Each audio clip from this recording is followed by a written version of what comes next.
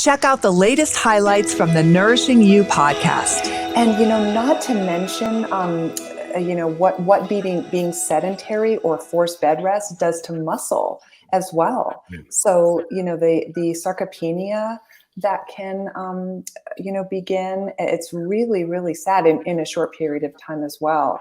And this is kind of a statistic that I recently heard that kind of goes along with what we're talking about, is that 70% of 70-year-olds are unable to get off the floor using even both of their hands. That's incredible. Isn't that incredible? That's shocking. I know, which goes to bone health. And I work part-time as a personal trainer with elderly people. It's a real love that I have, and, along with my nutrition work. But when I heard that, guess what I had all of my people doing? Today, we're going to practice getting up and down off the floor. So, and we're going to be superstars because we're going to do it with one hand, not with two. So I know that it's just, these statistics are just very upsetting. Right. And one of the reasons why you get that sarcopenia happening is because people chronically aren't getting enough protein.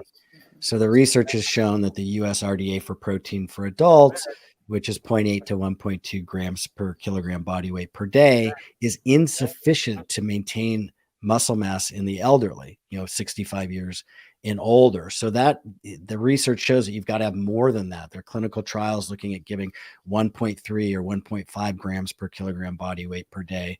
And along with resistance exercise, maintaining and actually growing stronger muscles. And so those nutritional deficiencies or insufficiencies that may be there have a pivotal role in whether somebody falls, fractures, and ultimately dies, because 95% of fractures occur because somebody falls. So anything we can do, your work with your clients is phenomenal, because anything we can do to prevent a fall can prevent a fracture. If you enjoyed this short episode, check out our full library on our NAMP YouTube channel, where you can catch up or learn more. Keep in mind that the information on the NAMP podcast is for educational purposes only and should not be considered medical or legal advice. The NAMP is not liable or responsible for any harm, damage, or illness arising from the use of the information contained herein. By listening to the information on this podcast, you agree to defend, indemnify, and hold harmless the NAMP and all agents. Copyright NAMP, all rights reserved.